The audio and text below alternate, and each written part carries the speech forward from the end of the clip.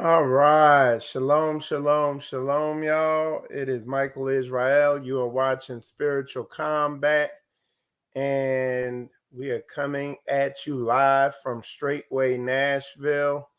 And we have a good show for you today.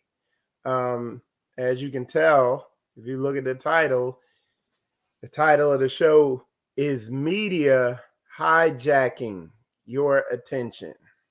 Okay, and what we're going to be talking about today during this show is the powerful weapon or tool of media. Okay, and I'm gonna kind of go through um, just a brief history and the progression of media, um, and then just kind of show where we're at now, the dangers of media, and um, some of the powers of media, also the good side of it. And uh, it's just a tool or a weapon that you have to be wise with using. Okay. Um, and you can't let it use you. So, definitely gonna be a good show. I even got some video in here. I took some time kind of setting this thing up. So poured a little energy in it. So we're gonna see how this goes.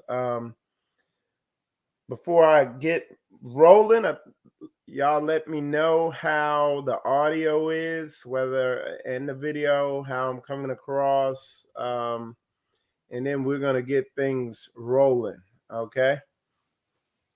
So I'll be waiting in the comments um, for a confirmation that the audio is coming across fine and that the feed is good. Then we're gonna get into this, and y'all, it's gonna be some good information that gets brought forth here. Okay, eye-opening stuff. Some of the stuff I'm sure y'all have heard before. Some of the stuff might be new to you, so we're gonna get into it. Um, But what I'm gonna do is briefly go through the progression of media. You back in the day, you had theater, stuff like that. Like you'd have a movie theater, people would put on a show. That was kind of your media, your entertainment. Then it progressed from there to the radio. Uh, well, before that, it was uh what's that called, Morse code, stuff like that, telephone. Then it progressed to radio, all, I guess, all around the same time, where it was one way communication. People, they were able to communicate with people across, you know communicate to a larger audience. Then it moved to television, um where not only could you hear, you could see what was going on. And that took us all the way up into the 80s and then to part of the 90s, where you had television. Then you had the internet. And what the progression is it's more and more interactive, where with radio, you're able to pick your radio station, and according to the scheduling, you can listen to your program. Okay, programming you know what I'm saying? But you were able to pick what program you wanted to listen to. Then it came to television. You were able to turn what channel you wanted to, channeling. But anyway, you were able to turn to whatever channel you wanted to watch. You were able to turn to that and watch whatever program it was on there according to the schedule.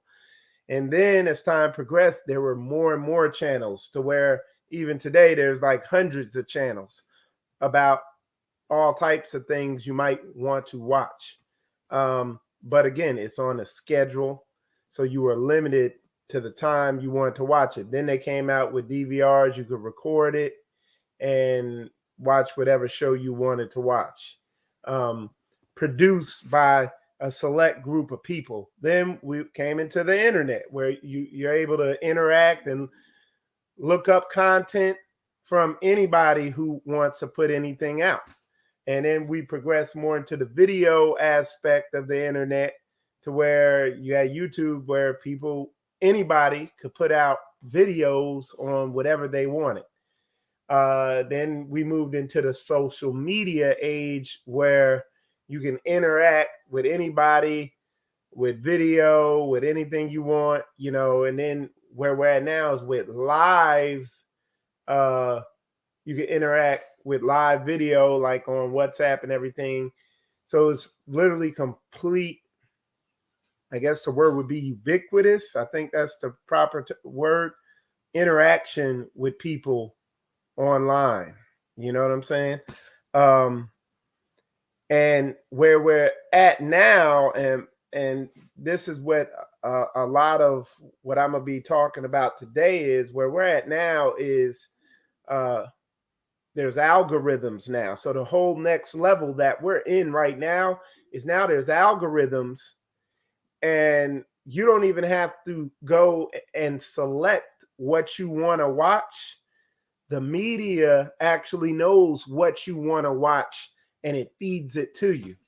And that's where we're at now. And again, it's a powerful tool, but if not used correctly, it could be a weapon against you. And we're going to get into all that, and we're going to cover all aspects around that. And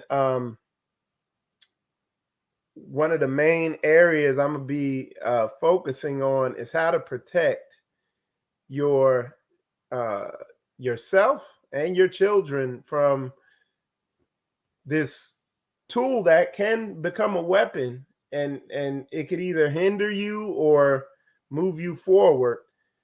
But with a lot of people, it hinders them. It can arrest their development. It can mess them up. It's a audio visual drug. Okay. And we're going to look into the different aspects of this, of how media, it has to be used with wisdom and caution. Okay. It's like a lot of tools we use, like a hammer. A hammer is a valuable tool. When I'm a mechanic, so when I'm doing a lot of these jobs, man, that's a valuable tool, a hammer. But used incorrectly, you can mess your thumb up. You could mess parts up and tear stuff up, hitting it the wrong way. It could be destructive. Okay. That's the same way with media and with social media. And social media is an even more potent tool. And I could tell you, man, like, and I'm gonna go into the way I use social media, because, like, for instance, a lot of people use Facebook to communicate with each other and to check their likes and see how their posts did and all that stuff like that. I use Facebook for two things. What I'm doing now, putting out these educational videos, trying to get them out there. And then the other purpose I use it for is, Facebook is right now, I would move to say, it's one of the most powerful research tools out there. It's like one of the most powerful, efficient research tools, where you can find information. So it's quicker than Google, the way you could find information on Facebook, just literally going in certain types of information. Go in, type it in, and just read comments and read people's posts on it.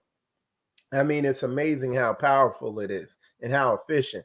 Like, I found some information, it would have taken me maybe, if I was Googling it or looking for YouTube videos, it'd have taken me probably a day or so to find, or whatever.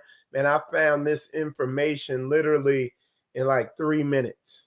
So, and a lot of people don't know that. So there's a lot of other ways to use Facebook, and we'll go into all that.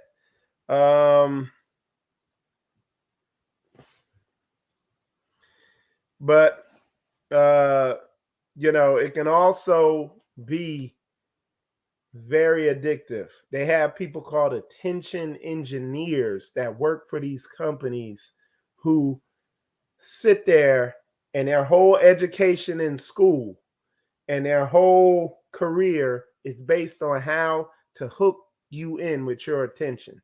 And I've fallen victim to it numerous times, all the time.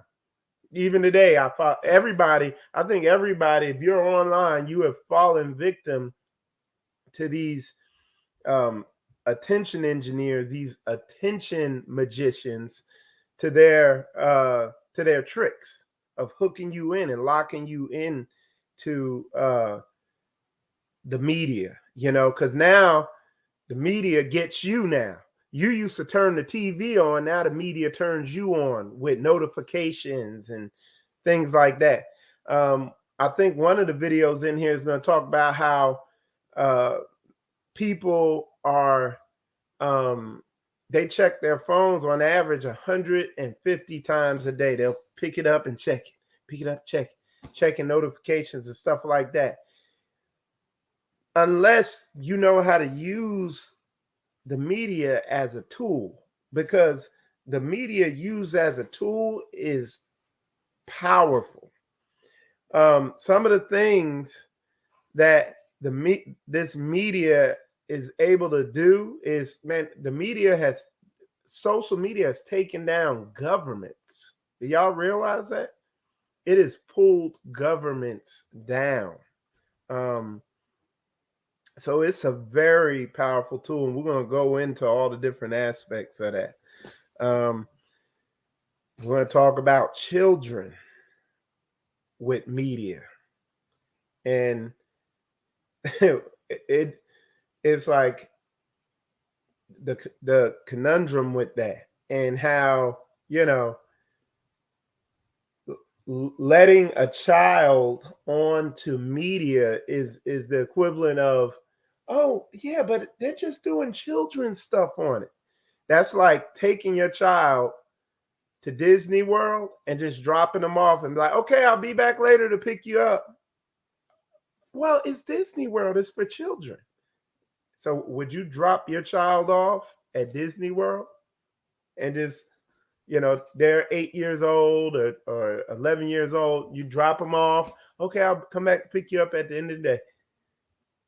And I'm sure there's people who might actually do. I don't even think Disney World lets you in though without, parents there. But that's what it's like, giving a child one of these devices, and where you have some of the smartest people in their career fields with a focus on grabbing attention. And that's how social media, that's how Snapchat, TikTok, YouTube, Instagram, all these different platforms, Google, all this stuff is set up to grab your attention. It's like letting a child loose in Times Square, and all these people are, hey, come buy this, hey, come get this, hey. And then, we know the way people are.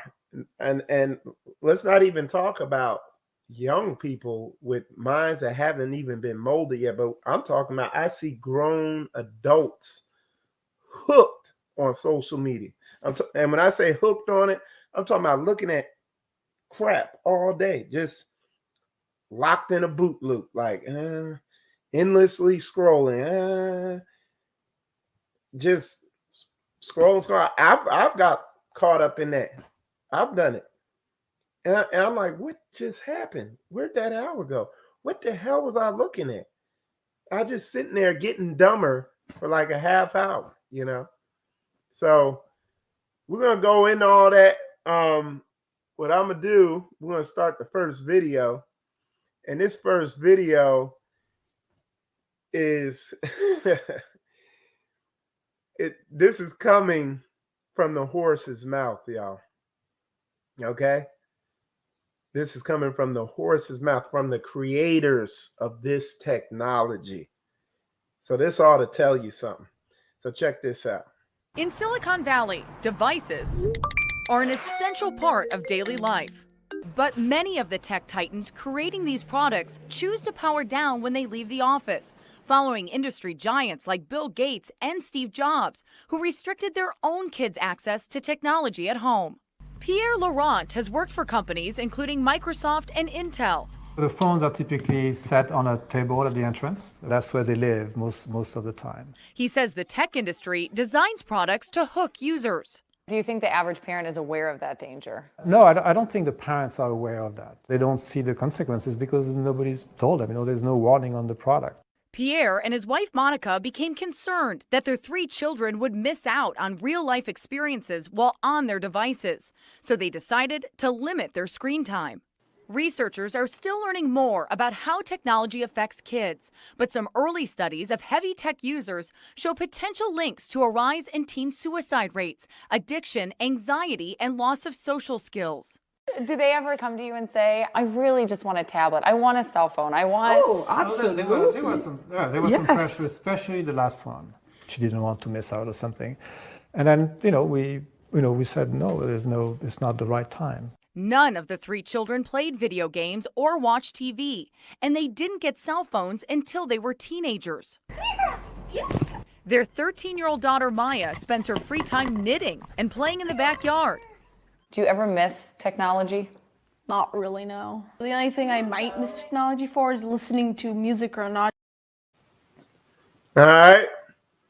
So that's interesting where the tech giants don't even mess with it. They forbid their kids from it.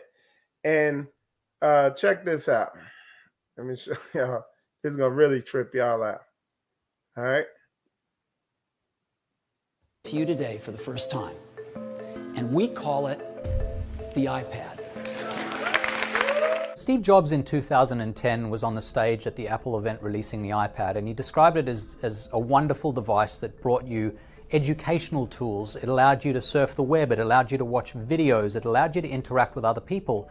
And he basically said it's the best way to do all those things. 2 years later, when he was asked, your kids must love the iPad, he said, actually, we don't allow the iPad in the home. We think it's too dangerous for them, in effect. The reason why he said that was because he recognized just how addictive the iPad was as a vehicle for delivering things to people. That once you had the iPad in front of you, or when you took it away from the home with you, you'd always have access to these platforms that were very addictive, that were hard to resist. So where his kids were very well adapted, well adjusted, may not have been prime targets for, say, substance abuse, they, like everyone else, are susceptible to the charms of something like an iPad and what it delivers. So that's heavy, okay? And one of the heavy things he said in there is that it's a vehicle for delivery.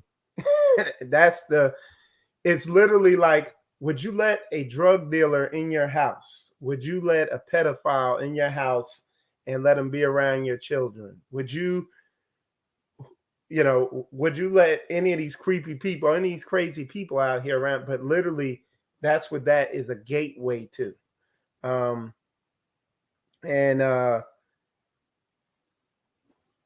Let me show y'all something. All right. This is going to trip y'all out. All right. We kind of skipping ahead, but I'm trying to keep, since we're on this topic, and since we are called to protect the children, we'll hit that first, and we'll move on to other aspects of media. So check this out.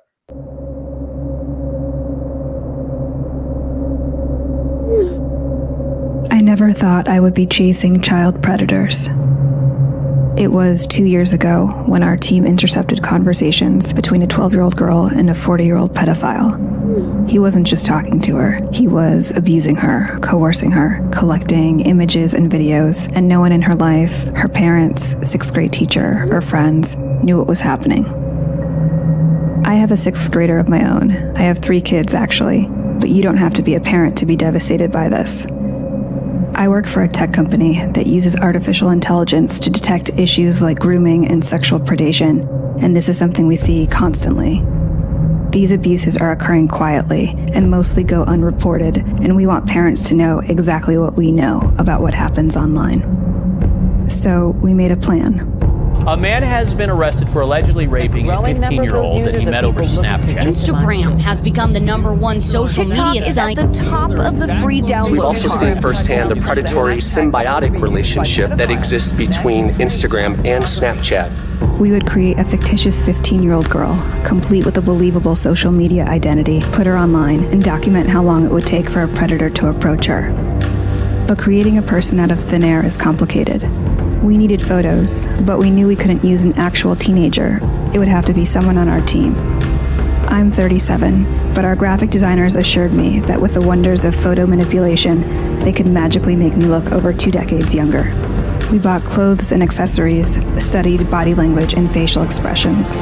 We methodically covered and edited signs of aging, wrinkles, weight shifts, and stretch marks. Meanwhile, we coordinated with federal, state, and local law enforcement. Then we built a story around her, a history, a family, a social circle. Libby was born in 2004 and is a sophomore who recently moved to Indiana. We created multiple online accounts for Libby, prominently displayed her age, and posted typical teen content. We even created virtual friends for Libby who would comment on her posts. With everything in place, we would launch the project, give it a few months, and see if anyone would buy it. So we hit the button, and Libby went live.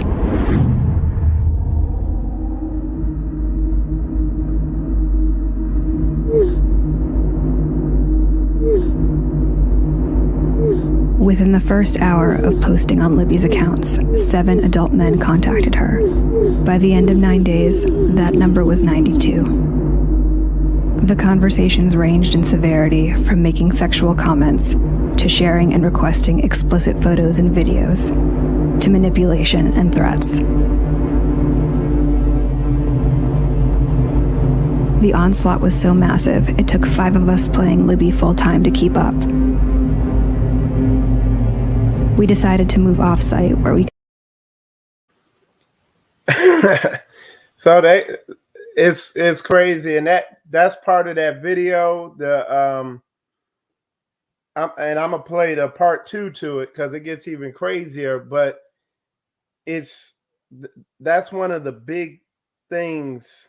One of the biggest things with social, or not with social media, with just online, is the the evil, the sexual depravity, or as worse as lasciviousness out there. And what you're gonna find, that thing is full of child predators. There's been a lot of kidnappings from social media, and you can only imagine how that goes. I'm gonna play the second part to this. It took 5 of us playing Libby full-time to keep up. We decided to move off-site where we could scale up the operation and gather as much information and evidence as possible. Since Libby is 15, men might try to falsely justify their actions towards her because of her proximity to adulthood. Would parents question, where's the bar? Would a 13-year-old face the same barrage of predators? A 12-year-old? How young could it possibly go? The graphics team transformed me into 11-year-old Bailey. Bailey is afraid of the dark. She hasn't had her first crush yet. She's still prepubescent. A parent might assume Bailey would be insulated from any sort of predatory attack. We launched our 11-year-old persona online. 444 and go.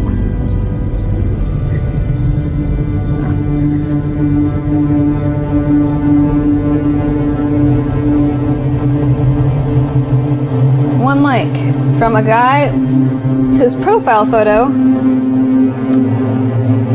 is a penis. So let's say 1 minute and 7 seconds. We have a message request. Although sorry, 2 more requests just came in. How much time? A minute and 40 seconds? Yeah. How old are you? You go to the profile, you know that is a child. It also says in the profile that the child is in 6th grade. Another one. It's just lighting up, like the inbox is just boom, boom, boom, boom.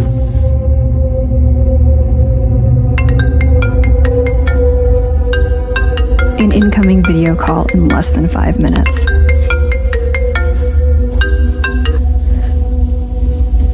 I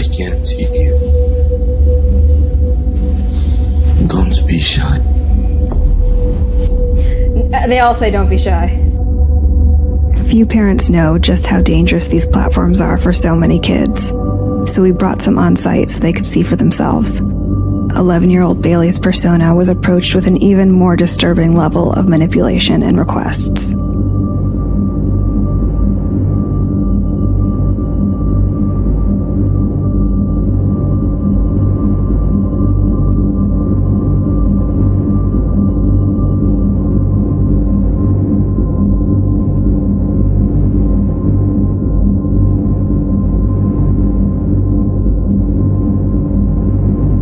While the majority of the abuse happened from a distance, our child profiles also received requests to meet up in person, especially our 15-year-old persona. 28-year-old Keith was relentless. Like the others, he took no issue with Libby's age. He shared explicit videos of himself. He treated the virginity of an underage girl as a prize to be stolen. It was a tough decision, but if Keith wanted to meet Libby in person, we would let him. We synced up with our law enforcement contacts, and within 20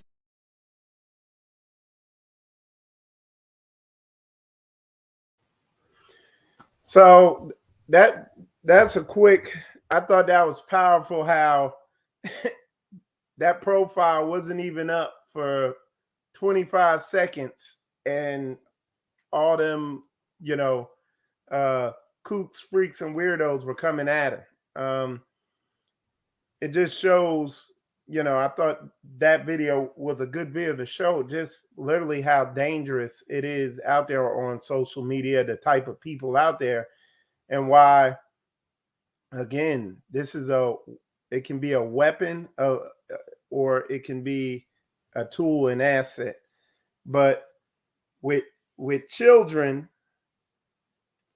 they don't need to be on the internet by themselves unsupervised. What we do here is we have a computer centrally located where one of the children on it, everybody can see what they're on and what's going on. And the profile thing, creating profiles on these social media pages, forget about it. All right. So let me see. Let me check the comments, see what y'all talking about. Somebody said, whoa, this is some serious stuff. It is. It's real talk. Now, that was one aspect, but let me show y'all something else, okay? And like I said, that's not the only issue about social media that worries me, okay? Listen to this one. Well, according to Facebook's own published research by their own researchers that they're paying, the service makes people sad, it makes people anxious. According to other researchers, it increases suicide. According to other research, it increases ethnic and societal division, tensions, and warfare and violence in many parts of the world. So you remember I talked about the Arab Spring. We're going to go into that next. But one of the things I want to talk about is, what you're doing is exposing. You don't want to expose yourself or your children to anything that they're not ready for. And then there's some stuff you just don't need to be exposed to. I forget who that guy was. He was a mass murderer, and what he did, he ended up he was on death row, and he ended up Focus on the Family, or one of these Christian shows interviewed him, and he was saying, man, he's like, you never know that, like, and he was talking about for him, like, he looked at one porn magazine and that one thing triggered something in him. And from then on out, it was, he was going down a downward spiral. It's like people with drugs. They take it one time, and with the meth or the crack or the fentanyl or whatever, they take that drug one time and they never knew that smoking maybe that one blunt or whatever that was would have them wherever it got them in their life, after they partook of something that they were warned about, you know what I'm saying? And that's how it can be with this media, with certain media,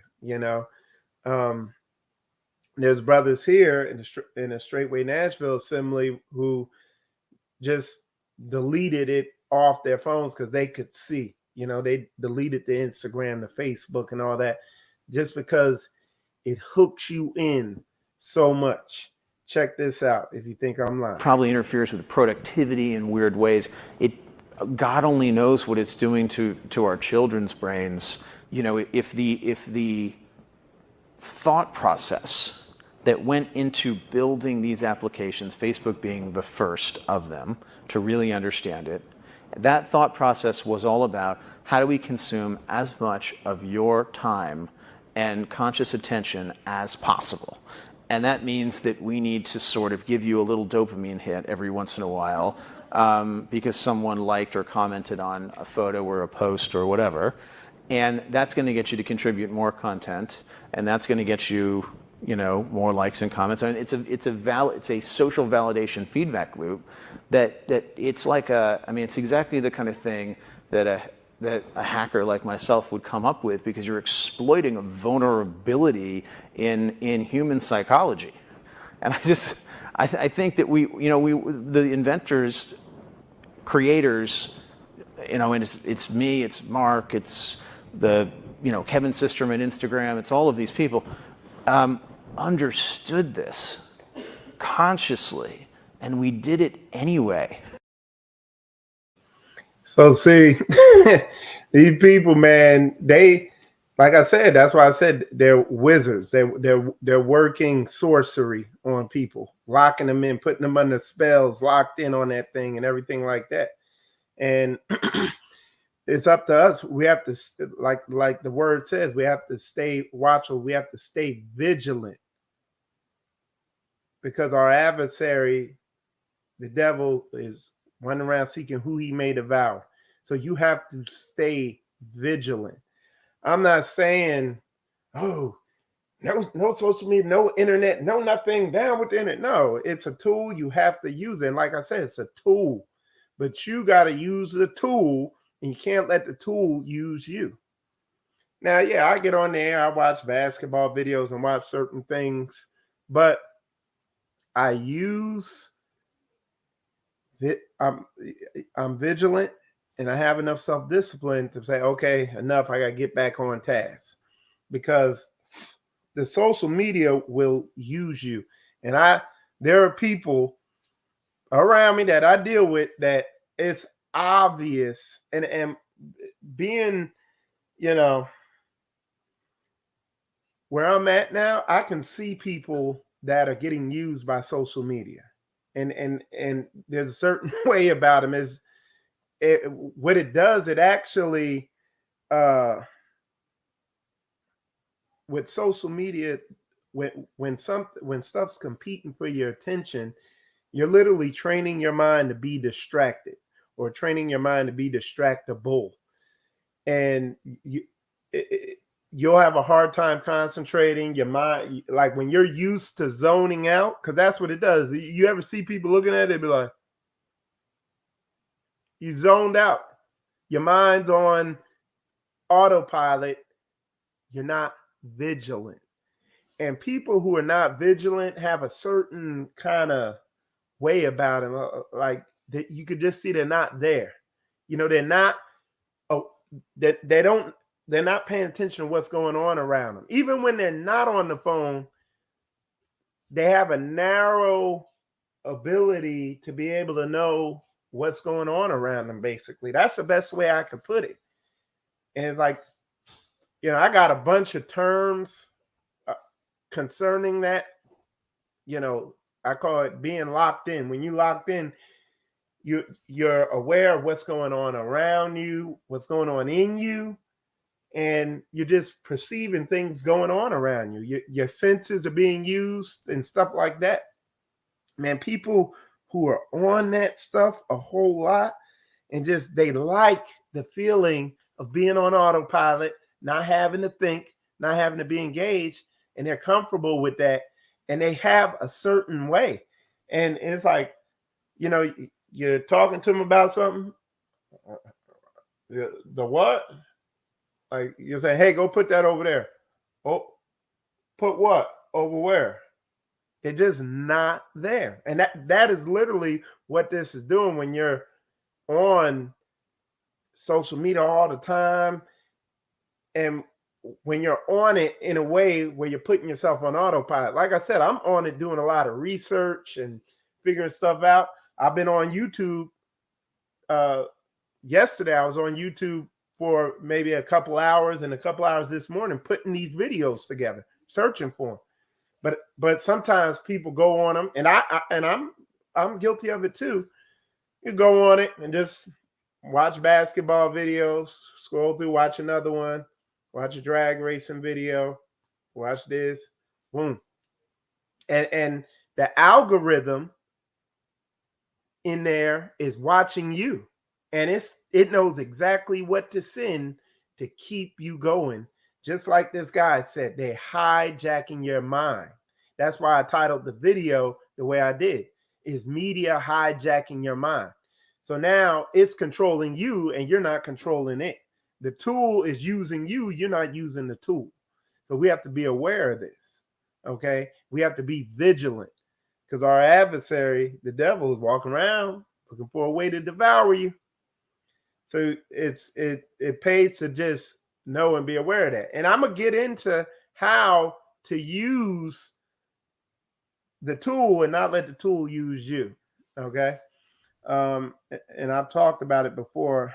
Let's watch this video on algorithms real quick. What these algorithms basically do is they create bubbles for ourselves because the algorithm learns this is what Peter Schweitzer is interested in, and what does it give me when I go online? It gives me more of myself.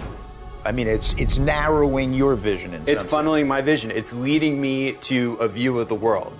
And it may not be Facebook's view of the world, but it's the view of the world that will make Facebook the most money. They're attempting to addict us, and they're addicting us on the basis of data. The problem with that is that you only see what you already know. And that's not a good thing, because you also need to see what you don't know, because otherwise you can't learn. There you go. That kind of reiterated what I said is, look, you're sitting there and again, talking about those people who are, you know, you call them social media addicts or real addicts. When I say real, it's the real REEL. And real videos are those videos where you scroll and there's another video pops up and starts going, this short video. And you scroll again, it's another short video pops up again. And man, that's one of the most, and that came out of TikTok, designed that method of social media where, and man, that is highly addictive.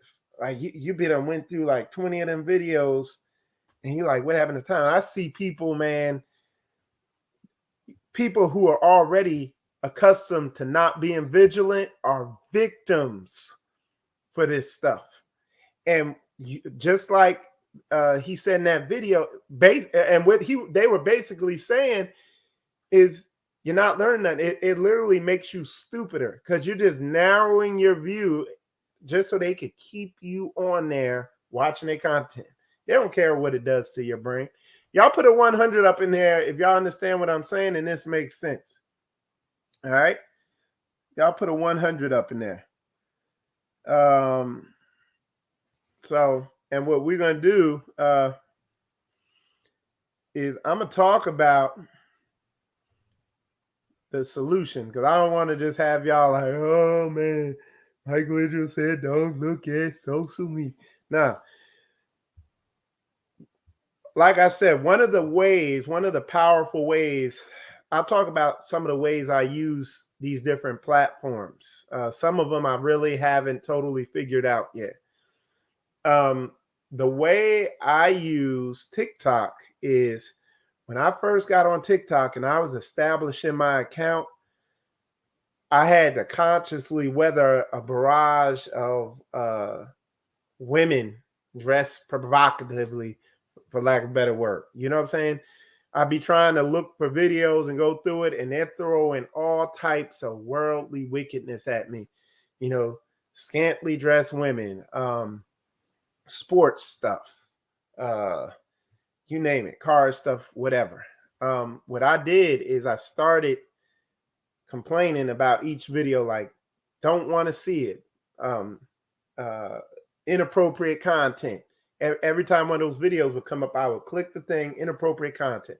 Boom, boom, boom. And I only had to do it a couple times, and then the algorithm shifted.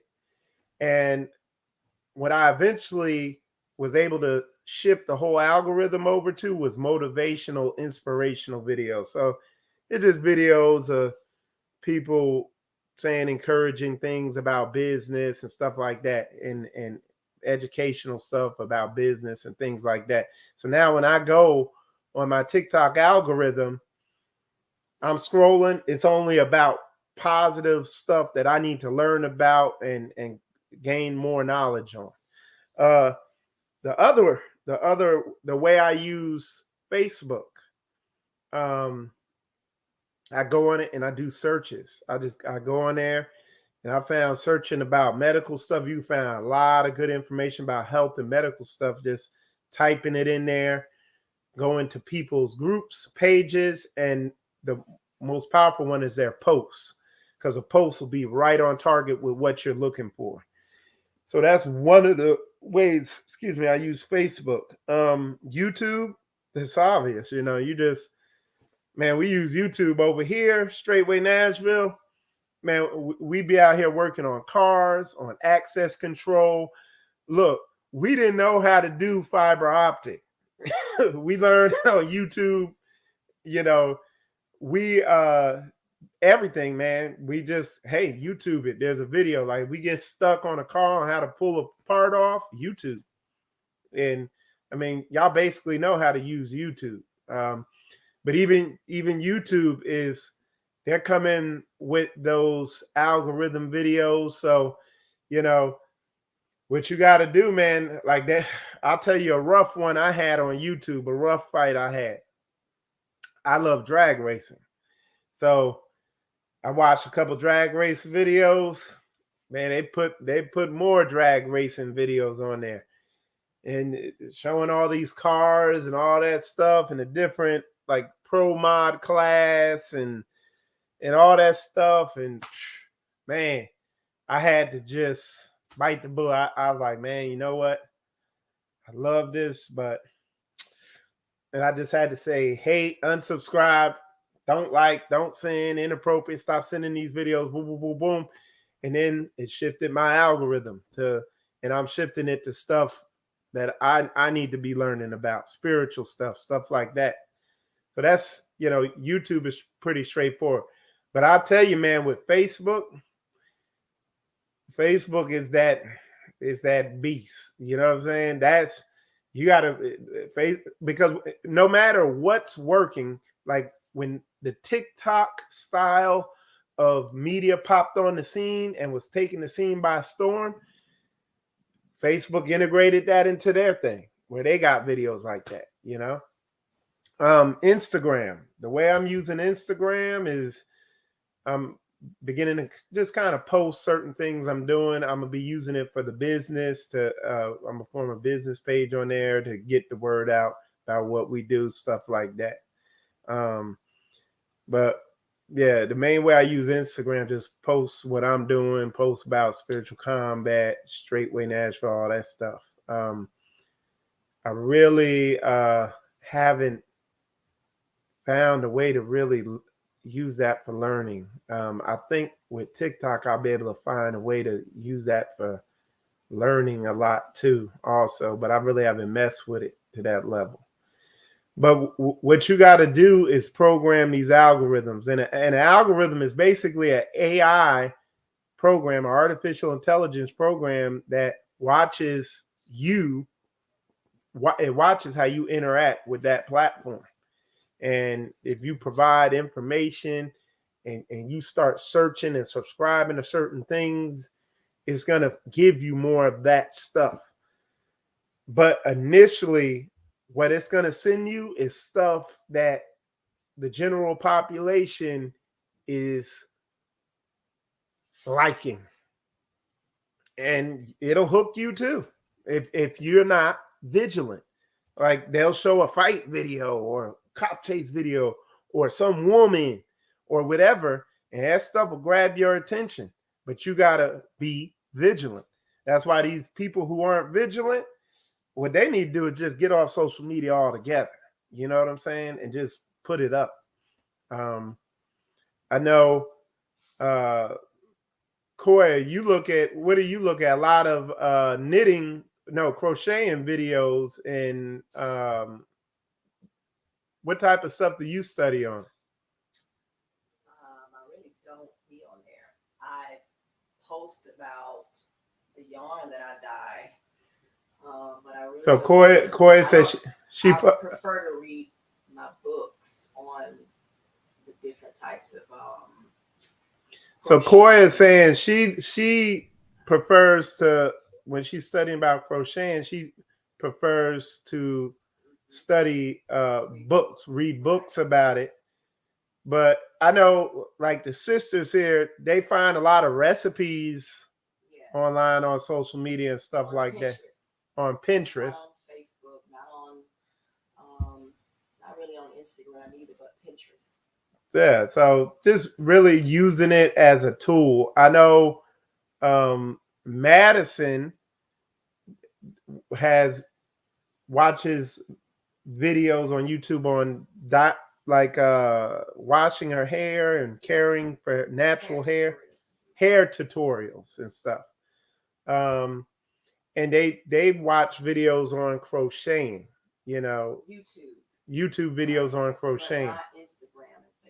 Yeah, they're not on Instagram and Facebook. I don't think these children should be.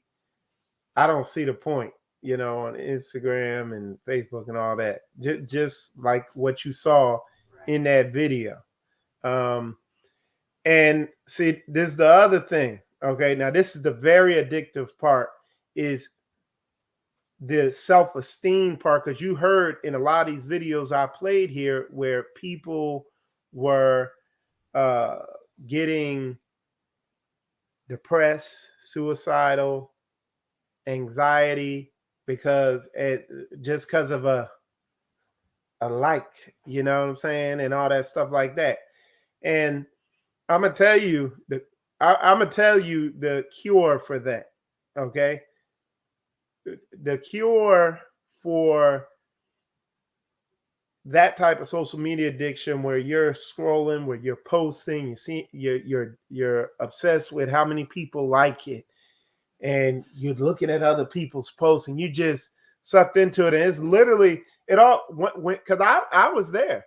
When you get into that and you're really looking at everybody's posts and you're posting and you're watching the interactions going on social media, it literally can engulf you, where it literally feels like that is everything. And it's literally this thing, and you're connected to it, and it's serious. And literally you could just turn it off and not come back on there, and it makes zero difference. You don't realize how easy it is to just stop doing it and go on with your life. Because I've done it. I did it multiple times. Like, damn, I just stopped posting and stopped being involved in that. And it's literally like nothing changed. It wasn't even a fart in a hurricane. The difference it made on social media. It's not like social media stops because you got off. And it's crazy but in my mind, it was like, it was like this thing that was so serious. And one of the most powerful things that had just made me really not even, I got to make myself, I get on there and do research, and I don't even look at notifications or friend requests or nothing.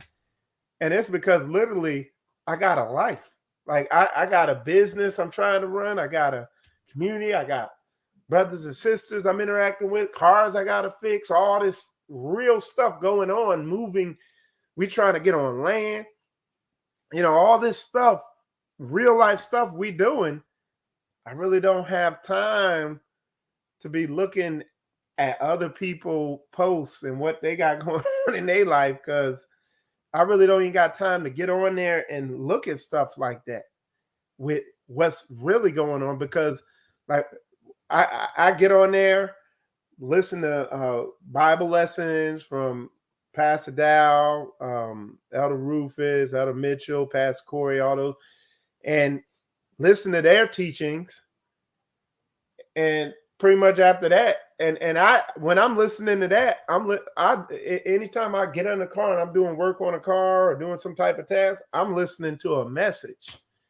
And other than that, that's it. I ain't going on people's pages, looking at a bunch of stuff.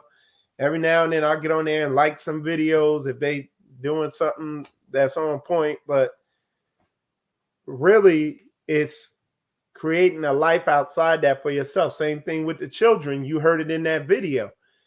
For the children, because a lot of times these devices and these children get exposed to the internet and media too early, because it's something to occupy the child, to just give them something to do.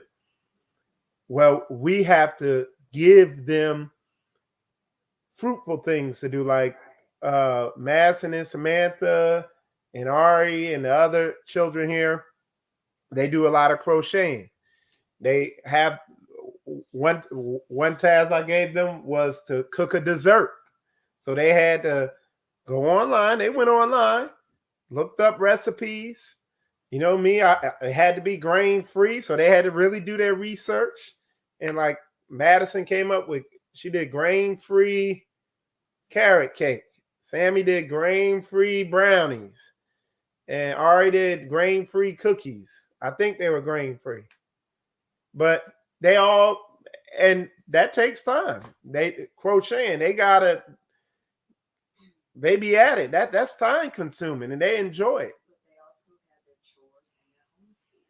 it. And Corey was saying they also have their chores and their homeschooling work. So keeping them occupied with real life stuff, you know what I'm saying? Instead of just giving them, and then look, this book, man, I ain't gonna misquote it. I'm gonna pull them up, because I'm gonna pull up some Bible verses about not leaving children to their own devices. Okay, so we're gonna pull this up and we're gonna get the meat off the bone with it, because at the end of the day, we gotta bring it back to the book. All right, so let me find this. So that's lessons. Okay.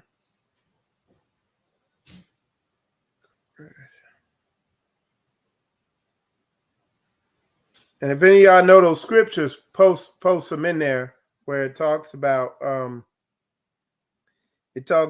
keep them children busy and working. It is literally the exact opposite of what this world says. One of them is Proverbs 22:6, train up a child in the way he should go, and when he is old, he will not depart from it. So if you train a child to be on social media, to have a tablet and all this stuff and be online, and I've seen young children who, like young, I'm talking about young, who already have their own cell phones. That is crazy.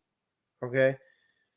But if you train up a child in the way he should go, it says, and when he is older, he will not depart from it.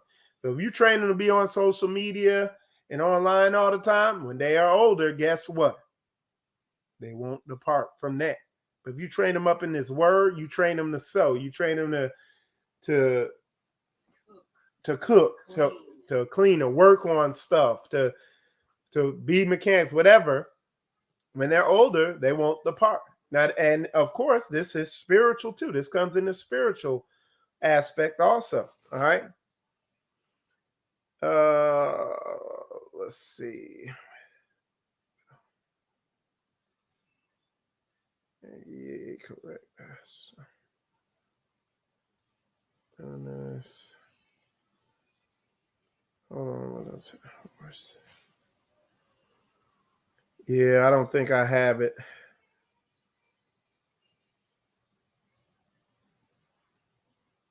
Married matter. Okay. So yeah, I don't have it. But if y'all, let me see if any of y'all post it in there, because y'all know the verse. Some of y'all might know the verse I'm talking about. Somebody got it. Oh no, that's a rod of reproof one. Brother James said, the rod and reproof give wisdom, but oh yeah, that is the verse. It's Proverbs chapter 29, verse 15. The rod and reproof give wisdom, but a child left to himself bringeth his mother to shame. So don't leave them off to themselves. Keep their schedule full. Keep them working. Keep them locked and engaged. Give them projects. Give them assignments and stuff to do with it. You know, when they wake up, oh, I gotta do this. All right, it's this time. I gotta do that. So they're not sitting there zoned out, twiddling their thumbs. You know, like what do they say? An idle mind is what? The devil's playground. That ain't far from it. He said, don't leave them to themselves. Okay. All right. So what I would do, if y'all got any questions, comments, concerns, put them in the comments right now in the chat. Put them in the chat right now. And what I'm gonna do, I'm gonna go back. I'm gonna go through all this, go through all the comments, because I know I haven't been going through the comments. So we're gonna start from them. All right. Shalom, Brother Sheldon. Shalom to you. Sister Natalie said shalom to myself and Sister Koya. Brother Joe and Chrissy doing my sound check for me. All right. Straightway Candace said, shalom, beloved. I think that's Pastor Corey. Shalom, Pastor Corey. That's what I dropped on the Phillips boys, Brother Michael Israel. So he talking about he's strict with that.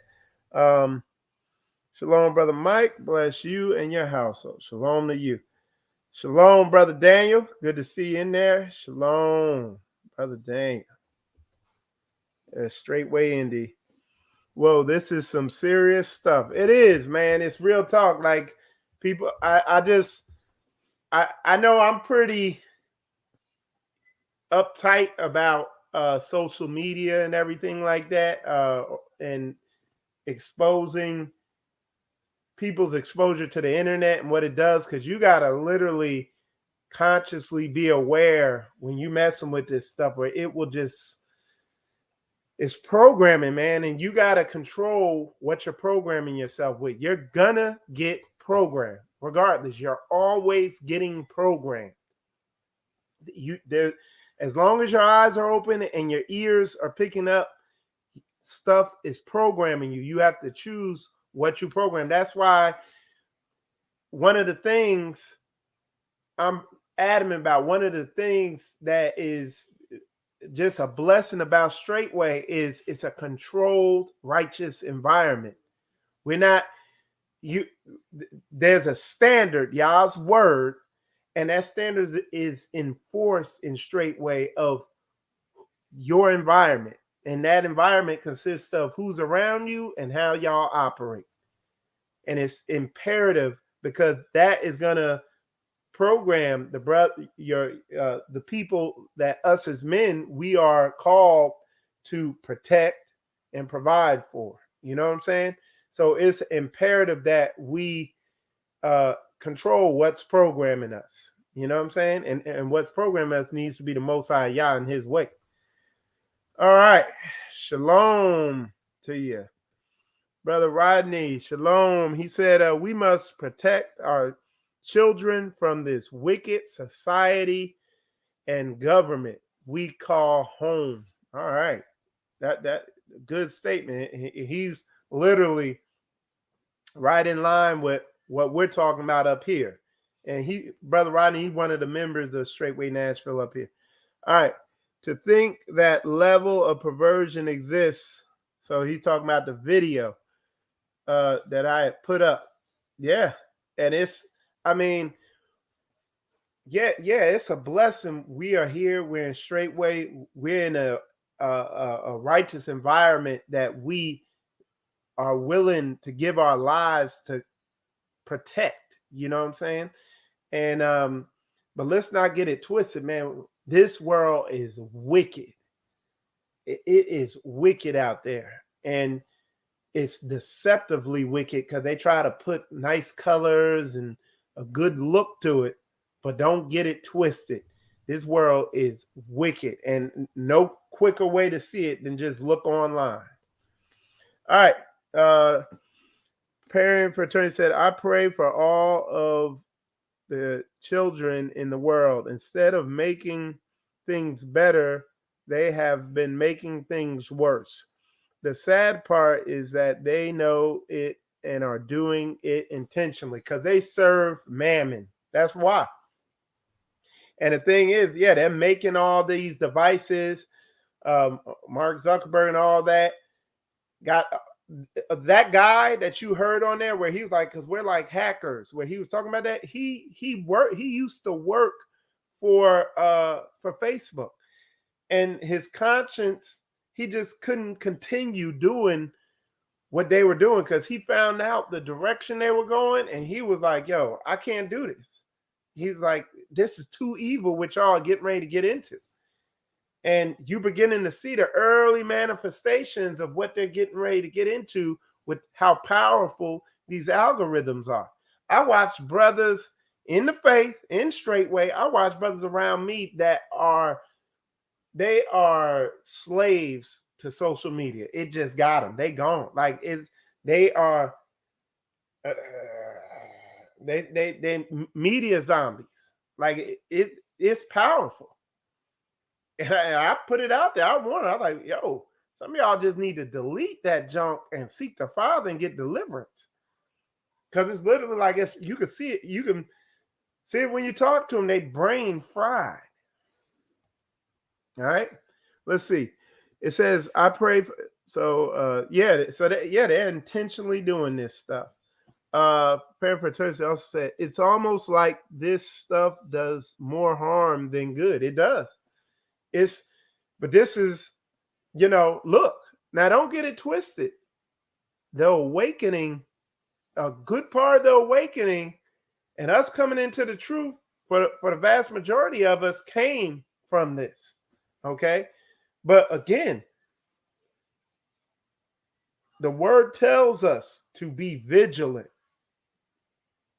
A lot of people are not vigilant. Y'all, they sleepwalking.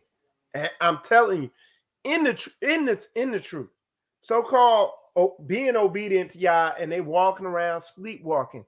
I see it. I've had to deal with it even here in the Straightway Florida Assembly. I had to deal with people just unknowingly. Look, they didn't got brainwashed by Satan or something. You know what I'm saying? So this thing is real and it's powerful. But I've used this tool, man. It's a powerful tool. It's like hand grenades, or dynamite. We'd say it's dynamite. You use dynamite to knock a mountain down and, big thing of dirt and blow it out so that you can move it instead of wasting all this time chipping away at it. Or dynamite could blow your whole house up. So yes, it's a powerful tool. And I would look, giving your child a cell phone or giving your child unsupervised access to social media is like giving a 4-year-old a loaded Uzi machine gun. That's what it's like. It's like, Okay. It's like giving your 4-year-old a hand grenade or something, And it's like, it's probably not gonna go good. There's gonna be some pain, like somebody gonna get hurt. You know what I'm saying? That's what it's like. All right.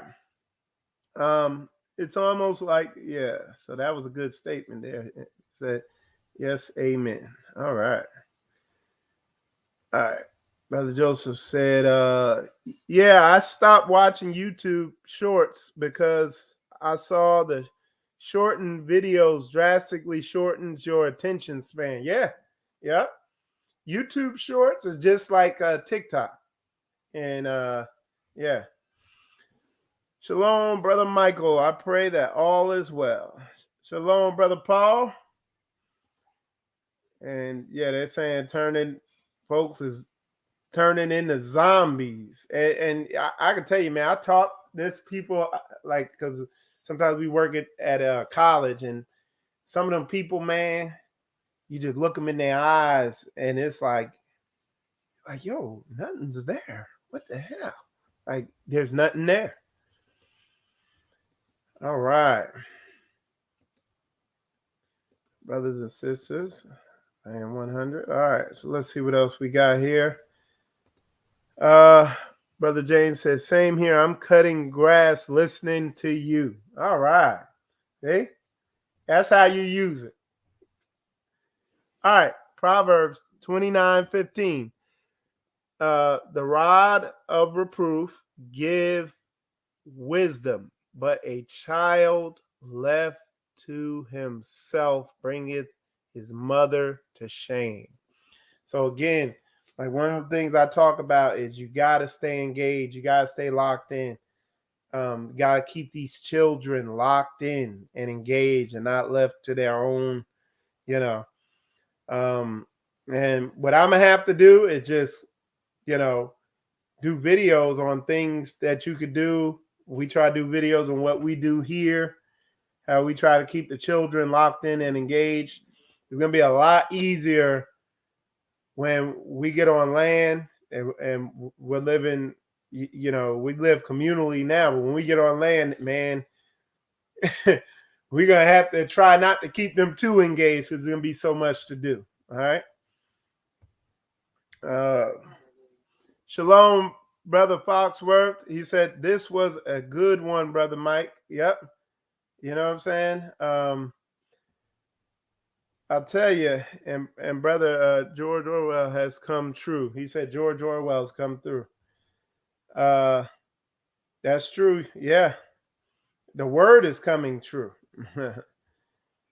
But yeah, Brother Foxworth said this is a good one. Yeah, brother, what it is, I've been busy, so I haven't had time to really put videos out the way I want to. But like I say, man, today I had time today. You lucky on that day I was acting cool, cuz I told you I ain't got time for that. But nigga, today I got time, cuz. Today I got time, cuz. I got time today, cuz. Yeah, today I had time. I had time this weekend to put my video, to put together a good quality video. And I'm gonna put out more, of course. And I'll just go ahead and tell y'all, I doubt like this video probably gonna get blocked. So what I'm gonna do though is when I do these videos, I'm gonna start recording them. And after I do the video, I'm gonna just put it on my Patreon. And it'll be free, but I'll just put it over there where y'all go over there and look at it, and they can't block it. So, or I don't think they can block it, but I'll figure it out. But that's what I'm gonna start doing, because I already know, because I use snippets and clips, and I've been saying Facebook, and I've been mentioning other social media platforms in here. The algorithms are gonna pretty much put this video to the bottom or flag it, and it'll be muted and all messed up. So, those of you who are watching are probably going to get the best listen to this video, because I'm pretty sure once this thing goes through processing, it's going to be flagged and shadow banned and all that other crap. Because I'm saying all the trigger words in this thing. So, like I said, YouTube don't like you saying other platform names on their thing. The algorithm looks for that, and it is what it is, though. All right, let me see what we got here. Let me go back to my comments. So, yeah, he was saying George Orwell has come true. Yeah, I have to, because I know he got, what was it, that movie he had, 2000 or something like that? And that's a good comment there, Tyrone. You know, if you look at what's going on, man, when this meta thing, that the virtual reality social media thing, man, when that thing reaches full fruition, man, these people are gonna be mind controlled zombies. Period. It's gonna be a wrap. It's gonna be a done deal. Cause I see it already, man. I see because I'm around the next generation coming up at this school that we work at, and y'all, it don't look good, man. It's different. It's different from us. I think my generation was one of the last. I'm pretty sure because I grew up in the 80s. I was born in 1976, and in my house we had ColecoVision, then Atari, then Sega, then Nintendo, then Super Nintendo, then PlayStation 2, then Nintendo 64, then all that. Boom, boom, boom, boom, boom, boom, boom. But I remember, man, we grew up in the 80s. We still played outside big time, you know. And, you know, then this video game generation came in, all that stuff, man. Shoot, man. Like I know with our children here, man, we started showing them planting, how to plant stuff and do little gardens and all this stuff like that. And man, they took to that. They hooked into that, latched onto that, and you know, we gotta, man. It's gonna be like I'll tell you about video games. Me with video games, real quick. I like I said, I had every video game system since ColecoVision, and I played it. I played ColecoVision very little because I was so young. I don't even know if I played our ColecoVision, but we had one. Played a lot of Atari, played a lot of Sega, played a lot of Nintendo, Super Nintendo, Nintendo 64, PlayStation, PlayStation 2. And I found and computer games, a lot of that, and then I finally I got PlayStation 3, and there was a video game, Battlefield whatever. I got that game, and that game was like on point. Then they came out with a part 2 to that game. And that game was so good. When I heard about it, I didn't get it. I heard about it. I said, you know what? I got a choice to make. Either I'm going to live my life for real, or I'm going to live it in these video games. And I listed that thing on Craigslist and sold that. And that was the last video game system I've had. That's it. And I played a video game a little bit, a couple times, but it just, now the way my mind's wired is just a waste because my goals in life are so real and so serious. And my walk and the way the Father's leading me is so real that these distractions, yeah, they're powerful, but they're not more powerful than the Most High Yah is. Okay. So, and then, and I know this will show you how out of tune I am with everything. I've talked to brothers who they were telling me, man, the way video games are now, not only are you spending money on the video games, buying them, you actually spend money buying stuff in the video game. So it's like a double whammy. You wasting your life away and you wasting money on that junk. So it is, man, it's a weapon of mass destruction. And there ain't no tool in that. Now, mind you, they have esports now. So that was new to me, where the colleges actually have video game teams that play video games on a collegiate level, and you could get a scholarship for esports if you're good at video games. And then on top of that, they also have pro video game players who get paid big money to play video games. I learned all that a couple months ago. I had no idea, you know. So now you can't sit there and say, hey, you ain't gonna have a career playing video games. Now they be like, yes, I will, mama. You know, and it's like, well, damn. But you ain't gonna know nothing.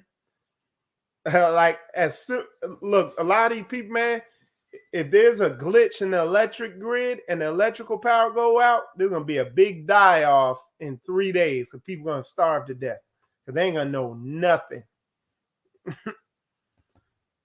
All right, let's continue. Sister June said, "Shalom, brother Michael and family. Bless y'all, bless you too." I'm not laughing out loud. Brother Joe said that kid got killed recently, allegedly around his gang affiliation from that video.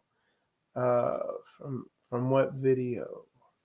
I'm not sure what I was talking about when you posted that. Okay. It's George Orwell's 1987. I need to check that out. Hopefully they remake that. Yeah. I sure needed to hear this. Man, the Most High put it on my heart. All right, let's see. Oh, it's 1984. Okay. I read the book years ago. Yeah, I'm going to have to check that out. All right. Shalom to you. Shalom. Somebody said Sports Center ESPN is a true enemy. Yeah, I don't watch. I don't like watching a show where men are talking about men. You know, it's like eventually it gets annoying. Like, and when you really get engaged, you really getting after living life for real, and you doing real things. You really like with us. We are, you know, seeking to be set apart, serving the Most High out, trying to be obedient to His word, and as much as we are capable of doing it. And we also trying to get on land so we can live off land. I mean, that's a big goal. You know, that's a big thing to be working towards. You don't got time for a lot of silliness. All right. Somebody said, yep, they got the minds and souls of the masses. They do, man. This is one of the most powerful weapons. And I got one more video to show you to prove how powerful of a weapon that this media is. I got another video to show you. All right. Oh, okay. In that today, I got time today cuz video, they said that dude got killed. Okay. That's what Brother Joseph was saying. And he got took out. Well, he ain't got time today then, I guess. All right, check this out. Got one last video to show you. And it's talking about the Arab Spring. The Arab Spring was when the governments of a lot of these Arab countries that were not allies to America, when those governments in the spring of this one year, I think in 2010 or something like that, it was when what had happened is all those countries had unknowingly let their citizens access social media, and they didn't understand how powerful it was. And this is the behind the scenes story. And basically what the CIA did is use that to destabilize those governments and bring them down. in a bunch of Arab countries, and what they called it was the Arab Spring, okay, or the Arab Summer. I'm sorry, the Arab Summer, okay. But check this out. This grainy, shaky phone footage is perhaps one of the few unifying and defining aspects of the Arab uprisings in 2011. From Tunisia to Bahrain, Syria to Yemen, and Egypt to Libya, people filmed their chants and demands on their smartphones and sent them to the world. Unedited, uncensored, uninterrupted. And it caught everyone off guard. To many, the use of social media in those demonstrations was one of the most important reasons for its rapid spread. Okay, so the reason for its rapid spread was social media, and you can just research the Arab Spring and what all that entailed, and you'll see, somebody said, I don't watch TV too much in general. Yeah, I quit watching TV years ago because it just, when the History Channel was like the last channel I watched, and then it started getting stupid, and then I was pretty much done. And now movies are going the same route. I was telling some of the brothers yesterday when I was up at the hub, I was telling them, I was like, I watched a YouTube video where they show you all the trailers for movies that are coming up. So I watched a trailer for movies coming out 2022 and in 2023, and it was sad. Maybe the one movie that even remotely looked good was Black Adam, but other than that, dude, everything had a feminist agenda on it. Either that or it was, the horror movies are just straight demonic. And yeah, so all right, shalom, brother Elliot. See you in there. He said, yes, sir, brother Israel. Video games used to consume my life outside of work before the faith. Yah freed me through deliverance. Satan is defiling and rotting the minds of the youth. Wow. So that brother Elliot said he had to get deliverance from video games and being hooked on that.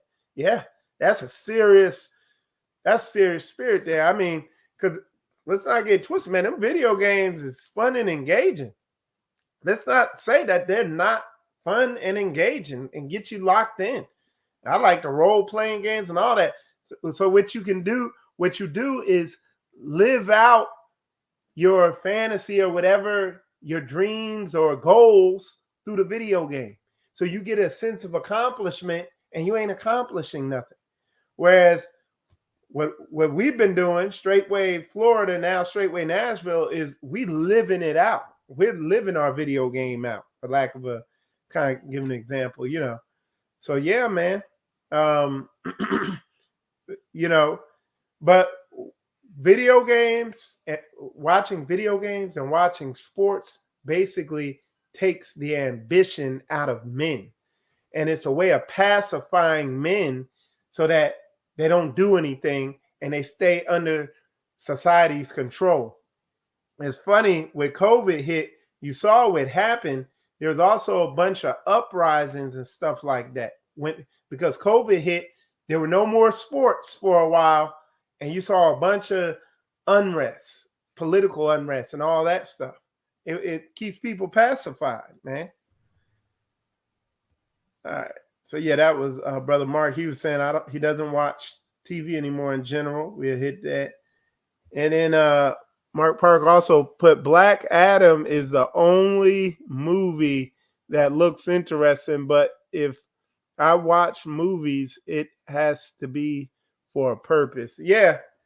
And that's the thing, man. There really ain't, I don't really see anything out there, And the last time, like, I haven't had a chance in the past couple months to even see what's coming out in the movies or what has come out.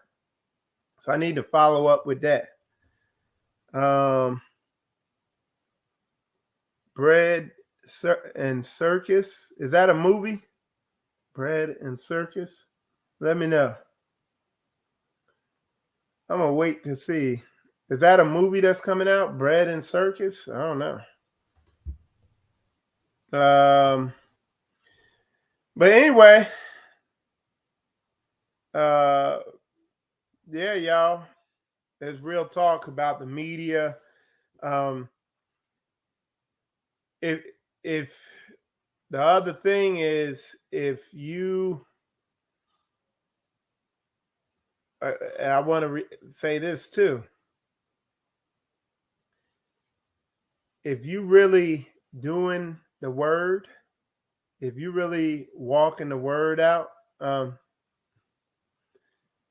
in spirit and truth, if you're really doing the work of and doing the works and bringing forth fruit, dude, you don't have time for sports, for social media to that level, for, you know, like me, I got my goals I got to hit today.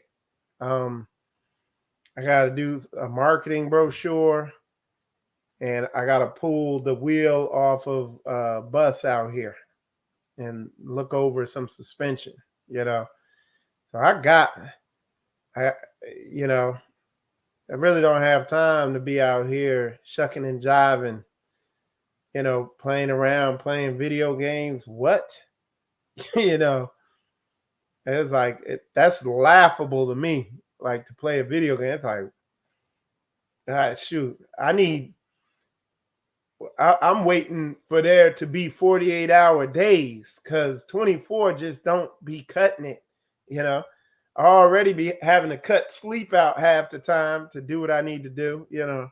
So y'all seen where I ain't done a video in almost a week. It's just because I just been ripping and running and shaking and moving, you know. So that is funny, you know. But I'm making myself take time to do, you know, family things and stuff like that. You know, we're gonna make that happen. But, you know, when I look back, and when I look back a month or 2 months, when I look back, it's like, whoa, man, that like, that's what I was doing 2 months ago, man. That felt like 10 years ago. Like, I think about what was going on in January in Straightway, Florida, and the people and everything, and then look at now, man, dude, that's like 20 years ago. It's like so far back in my memory, and it's crazy. So that's what it feels like when you shaking heavy and moving hard, and you shaking and moving. When you go to Straightway, it's like, man, when we were going up the Straightway yesterday for Shabbat, you come around that corner and you like, wow, look at all these buildings here. It's like, man, like, these folks ain't staying still. They shaking heavy, moving hard. They doing things. And then I go on YouTube and look at some of these assemblies that I used to affiliate with, and they saying the exact same stuff, doing the exact same videos. No change. It's sad. So you will know them by their fruit. All right, let's check out some of these comments. Okay, so when he said bread and circus, he said that's what the sports and entertainment are to distract people. You right? It's just distractions. I don't have video games and cable anymore. I watch shows on YouTube mostly. I watch Straightway videos and our pastors' videos. That's right. There's plenty. We living in the movie. That's right. We live in the movie. That's right. Rome gave the people bread and circus, food and entertainment to keep them distracted from poverty and society crumbling. Bro, that is so on point. And if you look at what's going on now, you see our government coming apart. You see society plunging into depravity. You know, people don't know. Oh, now it's actually a debate whether, oh, you're a man or a woman. What do you choose to be? And all this crazy stuff. You literally see us repeating to a T exactly what happened to Rome when they crumbled apart. You see it. You see it coming. So, man, that was a good statement. Anyway, y'all, I appreciate all y'all tuning in. I've been on here for an hour and a half. I'm Michael Israel. You're watching Spiritual Combat. We are Straightway Nashville in the building. Y'all have to get with Sister Koya for these shirts. And I'm going to wrap this broadcast up. Appreciate all y'all tuning in. Definitely like, definitely comment, definitely share. Appreciate all y'all. And with that said, I'm Michael Israel. Shalom, shalom.